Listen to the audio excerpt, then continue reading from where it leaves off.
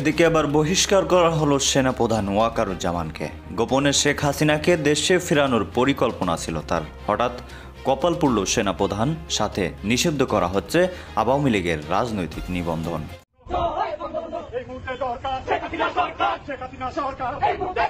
প্রধানের দিক থেকে মূল ভেটোটা ছিল যে ডক্টর মোহাম্মদ ইউনূস কেন, why not any other person. Doctor Mohammad Yunus নামে মামলা আছে, তিনি একজন কনভিক্টেড পারসন। একজন কনভিক্টেড পারসন আসলে কিভাবে একটা দেশের প্রধান উপদেষ্টা হতে পারে? আওয়ামী লীগ পুনর্বাসনের সমঝোতা করতে ছাত্র নেতাদের উপর চাপ প্রয়োগ করা হচ্ছে, এমন অভিযোগ করেছেন গণঅভ্যুত্থানের অন্যতম সংগঠক হাসনাত আব্দুল্লাহ।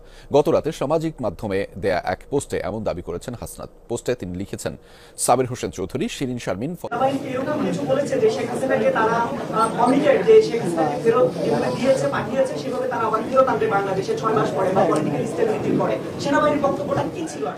সেনাবাহিনীর বক্তব্য আমি তো সেখানে হচ্ছে আমি মানে আমার ডিরেক্ট স্পিচ সেখানে কোটেশন দেওয়া ছিল, একদম ডিসক্লোজ তো ওখানে করা হয়েছে।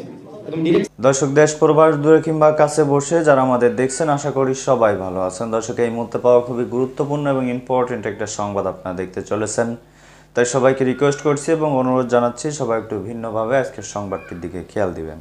দর্শক, আপনারা জানেন কিনা জানি না, তবে বাংলাদেশের ভিতর আবারও নতুন কিছু ঘটতে চলেছে। সেনাবাহিনী প্রধান ডাইরেক্ট স্পষ্টভাবে এবার ভারতের পক্ষ নিয়ে, শেখ হাসিনার পক্ষ নিয়ে কথা বলা শুরু করেছে, যা রীতিমতো বাংলাদেশকে আবারও উত্তপ করে তুলেছে। দর্শক, এবার যে কোনো সময় বহিষ্কার হতে পারে সেনাপ্রধান। তার কারণ, শেখ হাসিনাকে বাংলাদেশে পূর্ণবহাল করার জন্য সেনাবাহিনী প্রধানই একাই যথেষ্ট এবং একাই কাজ করে যাচ্ছে, সেটা কিন্তু গতকালই প্রকাশ পেয়েছে। দর্শক, কথা না বাড়িয়ে চলুন আমরা বিস্তারিত এ বিষয়ে তথ্যগুলো জেনে আসি। আবারও ছাত্র সমন্বয়করা তারা মাঠে নামার ঘোষণা দিয়েছে যতক্ষণ পর্যন্ত সেনাপ্রধানকে বহিষ্কার করা না হবে। তো কথা নয়, চলুন স্ক্রিনে আমরা বিস্তারিত দেখে আসি। আশা করি সঙ্গেই থাকবেন এবং এই বিষয়ে আপনাদের মতামতটি তুলে ধরবেন এবং পরবর্তী আপডেট পেতে চ্যানেলটি সাবস্ক্রাইব করে রাখবেন। তো দর্শক, চলুন স্ক্রিনে। আওয়ামী লীগ পুনর্বাসনের সমঝোতা করতে ছাত্র নেতাদের উপর চাপ প্রয়োগ করা হচ্ছে, এমন অভিযোগ করেছেন গণঅভ্যুত্থানের অন্যতম সংগঠক হাসনাত আব্দুল্লাহ।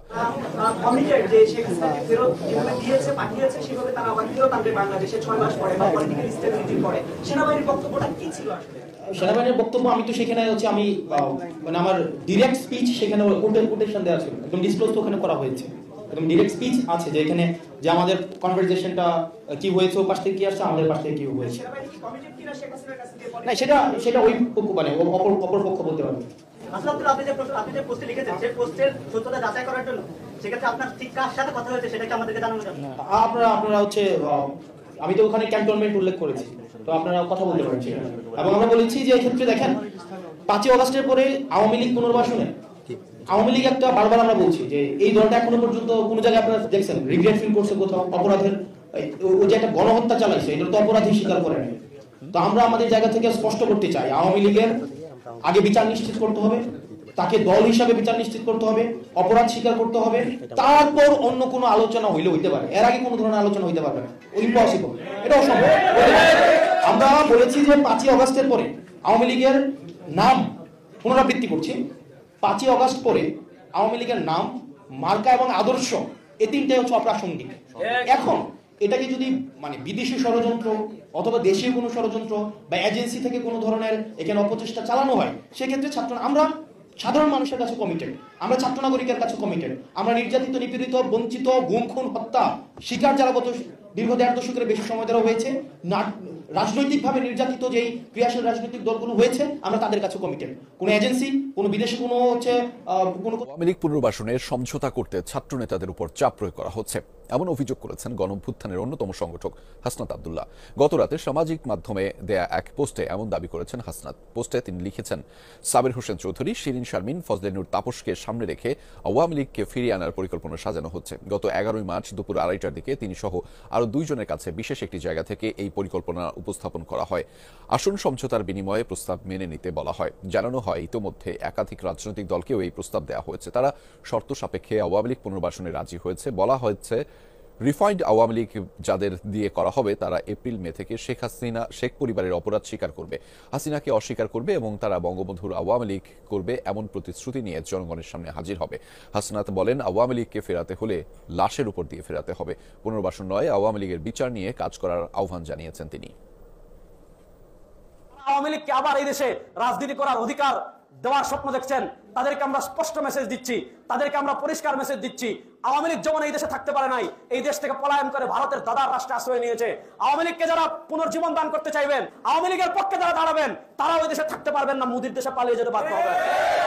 इस्लाम के गमख्वार हैं उलमाए देवबंद, आका के वफादार हैं उलमाए देवबंद, उलमाए देवबंद, आका के वफादार हैं उलमाए देवबंद, इस्लाम के गमख्वार हैं उलमाए। এই 52 বছরে আমরা নেতার পরিবর্তন অনেকবার করেছি।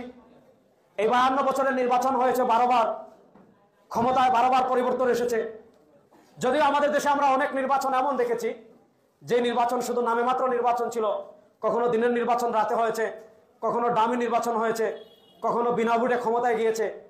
কখনো আমরা দেখেছি ডামি নির্বাচনের মাধ্যমে কেউ ক্ষমতায় এসেছে, কখনো দেখেছি কেউ জনতার ভোট নিয়ে ক্ষমতায় এসেছে।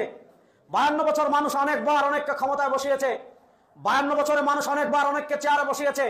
52 বছর মানুষ অনেকবার অনেককে ক্ষমতার মস্তদে আসীন করেছে। আমরা দেখেছি এদেশের মানুষের মৌলিক যে চাহিদাগুলো, সেই চাহিদার একটাও কখনো পূর্ণ হয় নাই। আমরা দেখেছি যারাই ক্ষমতা এসেছে নতুন করে চুরি করেছে, যারাই ক্ষমতা এসেছে নতুন করে টেন্ডারবাজি করেছে, যারাই ক্ষমতা এসেছে নতুন করে চাঁদাবাজি করেছে, যারাই ক্ষমতা এসেছে বিদেশে বেগমপাড়া তৈরি করেছে, যারাই ক্ষমতা এসেছে দেশকে দুর্নীতিতে চ্যাম্পিয়ন করেছে। এজন্য আমাদের পীর সাহেব চরমনাই রাহিমাহুল্লাহ বলেছিলেন, শুধু নেতা নয়, নীতির পরিবর্তন চাই। যদি নেতার পরিবর্তন দ্বারা দেশের পরিবর্তন হয়ে যেত, এদেশে নেতার পরিবর্তন একবার না অনেকবার হয়েছে। সুতরাং আমি আমার কানাইঘাটবাসীকে বলবো, এবার আপনারা দীপ্ত শপথ নেন, আর কোন নেতার পরিবর্তন শুধু না, এবার নীতির পরিবর্তন হবে। এবার সব নীতি, গণতন্ত্র বাংলাদেশ দেখেছি, সমাজতন্ত্র দেখেছি, জাতীয়তাবাদ দেখেছি, সব তন্ত্রমন্ত্র দেখেছি। এবার ইসলামকে রাষ্ট্র ক্ষমতায় দেখার জন্য প্রস্তুত আছেন তো সবাই?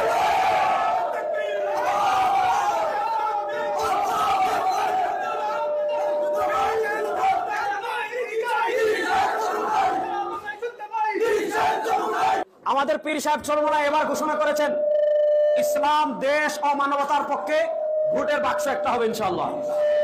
ভালো করে বুঝবেন, ইসলাম, দেশ ও মানবতার পক্ষে ভোটের বাক্স একটা হবে। আগে আপনারা বলতেন হুজুররা আপনারা এখন, আগে বলতেন ইসলামপন্থীরা আপনারা এখন, আগে বলতেন হুজুররা আপনারা এখন আপনাদেরকে ক্ষমতায় নিব। অতীতে হুজুররা হয়তো নানা কারণে ঐক্যবদ্ধ হয় নাই।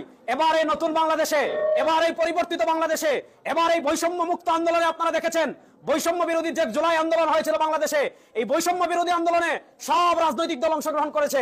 আমরা কাউকে খাটো করছি না, এই বৈষম্য বিরোধী আন্দোলনে সবাই অংশগ্রহণ করেছে। কিন্তু বাংলাদেশে একটা দল ছিল যারা দলীয় প্রতীক নিয়ে, দলীয় ব্যানার নিয়ে বৈষম্য বিরোধী আন্দোলনের শুরু থেকে নিয়ে 5ই আগস্ট যারা প্রথম ঢাকায় কারফিউ ভেঙে রাজপথে যেই সংগঠন নেমে এসেছিল, সেই সংগঠনের নাম ইসলামী আন্দোলন বাংলাদেশ।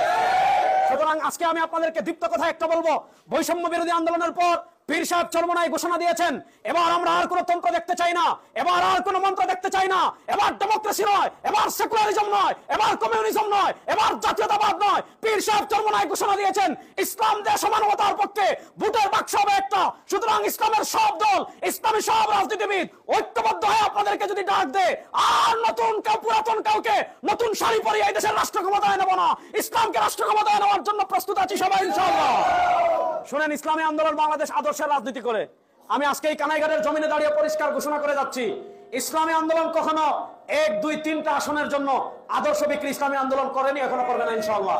এসেছে ইসলাম যেমন মাদ্রাসায় থাকার জন্য এসেছে, ইসলাম যেমন খানকায় থাকার জন্য এসেছে, মসজিদ কেমনে চলবে এটা যেমন ইসলামে আছে, মাদ্রাসা কেমনে চলবে এটাও যেমন ইসলামে আছে, খানকা কেমনে চলবে ওইটাও যেমন ইসলামে আছে, সংসদ কেমনে চলবে ওইটাও ইসলামে আছে। স্বৈরাচার বিরোধী আন্দোলনে আমরা প্রথম দিন থেকে রাজপথে ছিলাম, আমরা আওয়ামী লীগকে তাড়িয়েছি, আমাদের কাজ শেষ না।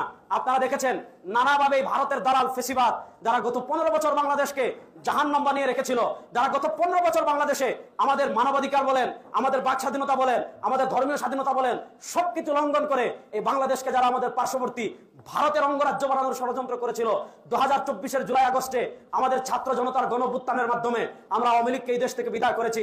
5ই আগস্ট আমাদের ভীষণ শেষ হয় নাই। আপনারা দেখেছেন আমাদের দেশে অনেকে রড টাকা খেয়ে, গোয়েন্দাদের টাকা খেয়ে, পার্শ্ববর্তী দেশের টাকা খেয়ে আওয়ামী লীগকে এই দেশে আবার সংস্কার করার স্বপ্ন দেখছেন। যারা আওয়ামী লীগকে সংস্কার করার স্বপ্ন দেখছেন, যারা আওয়ামী লীগকে আবার এই দেশে রাজনীতি করার অধিকার দেওয়ার স্বপ্ন দেখছেন, তাদেরকে আমরা স্পষ্ট মেসেজ দিচ্ছি, তাদেরকে আমরা পরিষ্কার মেসেজ দিচ্ছি। আওয়ামী লীগ যেমন এই দেশে থাকতে পারে নাই, এই দেশ থেকে পলায়ন করে ভারতের দাদার রাষ্ট্রে আশ্রয় নিয়েছে। আওয়ামী লীগকে যারা পুনর্জীবন দান করতে চাইবেন, আওয়ামী লীগকে যারা পুনরায় প্রতিষ্ঠা লাভ করতে চাইবেন, দিতে চাইবেন, আওয়ামী লীগের পক্ষে যারা দাঁড়াবেন, তারা ওই দেশে থাকতে পারবেন না, মোদির দেশে পালিয়ে যেতে বাধ্য হবে। 5ই আগস্ট আওয়ামী লীগের অধ্যায় ক্লোজ। এরা দেশের মানুষের রক্ত নিয়ে খেলা করেছে, এরা দেশের হাজার হাজার মানুষকে খুন করেছে। এমন কোন রাজনৈতিক দল নাই যারা আওয়ামী লীগের বিরোধী হয়েছে, তাদের নেতা কর্মীদেরকে তারা খুন করেছে, গুম করেছে। 5ই আগস্ট আওয়ামী লীগের অধ্যায় বাংলাদেশে শেষ। আওয়ামী লীগকে বাংলাদেশে আর রাজনীতি করতে দেওয়া হবে না ইনশাআল্লাহ।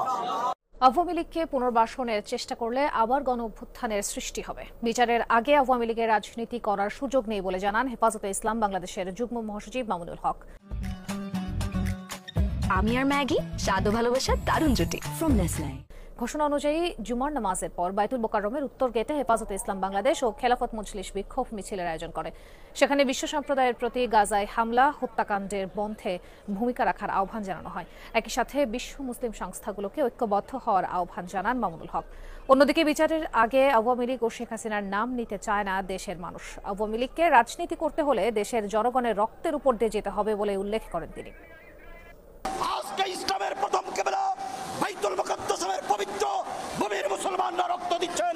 ইসরায়েলের সকল ধরনের পণ্য বাংলাদেশে প্রবেশ নিষিদ্ধ ঘোষণা করুন। আওয়ামী লীগ নামে কোনো সংগঠন বাংলাদেশে থাকবে না। আপনারা যদি এভাবে ফিলিস্তিনের নিরপরাধ নারী, শিশু, আবাল, বৃদ্ধ বনিতাদের হত্যাকাণ্ড এবং রক্ত প্রবাহ বন্ধ করতে না পারেন, এই যুদ্ধের দাবানল সারা পৃথিবীতে ছড়িয়ে পড়তে পারে। প্রধানের দিক থেকে মূল ভেটোটা ছিল যে ডক্টর মোহাম্মদ ইউনূস কেন, why not any other person. Doctor Mohammad Yunus নামে মামলা আছে, তিনি একজন কনভিক্টেড পারসন। একজন কনভিক্টেড পারসন আসলে কিভাবে একটা দেশের প্রধান উপদেষ্টা হতে পারে? আওয়ামী লীগ একটা লোক একেবারেই দেখতে পাচ্ছেন, এবং বাংলাদেশে তো আলটিমেটলি 30-40% পিপল আওয়ামী লীগকে সাপোর্ট করে। এই 30-40% পিপলের মতামতের বিরুদ্ধে গিয়ে একটা লোককে প্রধান উপদেষ্টা করা উচিত? সেনাপ্রধান লাস্ট আমাদেরকে বলেছিল যে আমি বুকে পাথর চাপা দিয়ে এই সিদ্ধান্তটা মেনে নিচ্ছি। আওয়ামী লীগ পুনর্গঠন যেটা আপনি বলছেন, সেটার সাথে আওয়ামী লীগের নেতৃত্বের কোনো সম্পর্ক নাই। আওয়ামী লীগের নেতৃত্ব এখনো বঙ্গবন্ধু কন্যা শেখ হাসিনার হাতে, এবং আওয়ামী লীগের টপ থেকে শুরু করে তৃণমূল গ্রাসরুট পর্যন্ত, মানে 99.99% শতভাগ মানুষ বঙ্গবন্ধু কন্যা নেতৃত্বের প্রতি আস্থাশীল। কাজে এখানে নেতৃত্ব নিয়ে পুনর্গঠনের কোনো সুযোগ আছে এটা আমি মনে করি না, কোনো সুযোগ নেই, সোজা কথা।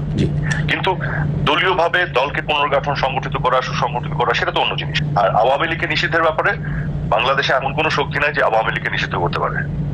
এই দেশে জন্ম দিয়েছে আওয়ামী লীগ, এদেশে গ্রাসরুট তৃণমূলের কোনায় কোনায় আওয়ামী লীগের অবস্থান। হ্যাঁ, আওয়ামী লীগকে নিষিদ্ধ করার কোনো শক্তি নেই বাংলাদেশে। বাংলাদেশে রাজাকার, পাকিস্তানি এবং পাকিস্তানি পেতার দ্বারা নিষিদ্ধ হবে, আওয়ামী লীগ হবে না। যার যে দেশ জন্ম দেয় তাকে নিষিদ্ধ করা যায় না। নির্বাচনে আমরা অংশগ্রহণ ওই যে ইউনূসের অধীনে তো করবো না, কারণ ইউনূস এবং তার যে গ্যাং, এরা তো আওয়ামী লীগের সাথে যে আচরণ করছে, তাহলে তো এটা তো নির্বাচন ভাবে হবে না। এখন আমার কথা হলো, এরা বলে আসলো গত 15.5 বছর ধরে যে আমরা নাকি ভালো নির্বাচন করি না, আমরা নাকি লেভেল প্লেইং গ্রাউন্ড দেই না, আমরা নাকি প্রশাসনকে দলীয়করণ করি, এগুলো বলে আসলো আমাদের এগেন্সে। খুব ভালো কথা। তো এখন তাহলে তারা প্রশাসনকে দলীয়করণ করছে কেন? এক চিঠিতে এতগুলি তাদের লোকজন নিচ্ছে, এবং তারা এখন কেন একটা লেভেল প্লেইং গ্রাউন্ড ক্রিয়েট করতে পারছে না? এখন কেন ফ্রি অ্যান্ড ফেয়ার নির্বাচন কি সম্ভব ইউনূসের অধীনে? প্রত্যেকটা কি পজিশনে বসিয়ে রেখেছে বিএনপি জামাতি লোকজন।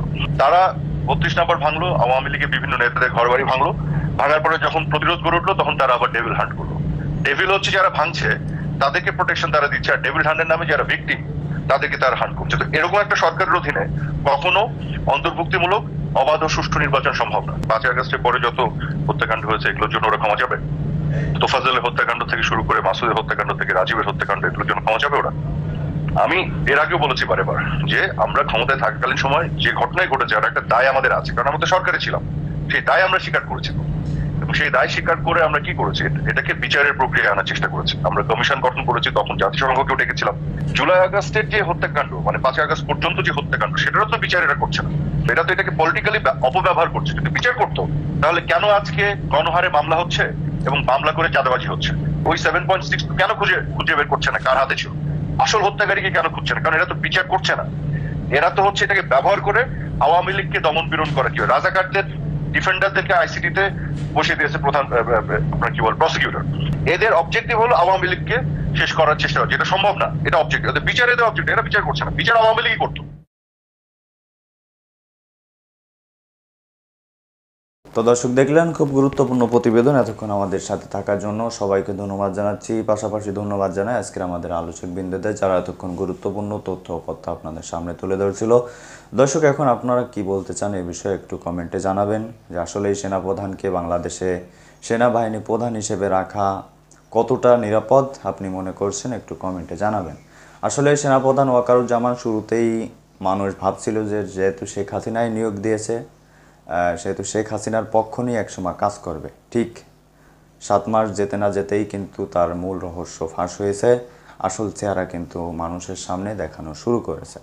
দর্শক যাই হোক, এখন আপনাদের মতামত দিবেন আসলে এই সেনাপ্রধানকে তার দায়িত্বে রাখা উচিত কি উচিত না, বহিষ্কার করা যদি উচিত হয় তাহলে কমেন্টে লিখবেন। তো ভালো থাকুন, সুস্থ থাকুন, দেখা হবে অন্য কোনো ভিডিওতে। তার আগে বলে রাখি যারা এতক্ষণ চ্যানেলটি সাবস্ক্রাইব করেননি এবং ভিডিওতে লাইক দেননি অবশ্যই লাইক দিয়ে চ্যানেলটি সাবস্ক্রাইব করে রাখবেন যাতে করে প্রত্যেক মুহূর্তের আপডেট আপনারা সবার আগে পেয়ে যান। তো দর্শক ভালো থাকুন, সুস্থ থাকুন, আল্লাহ হাফিজ।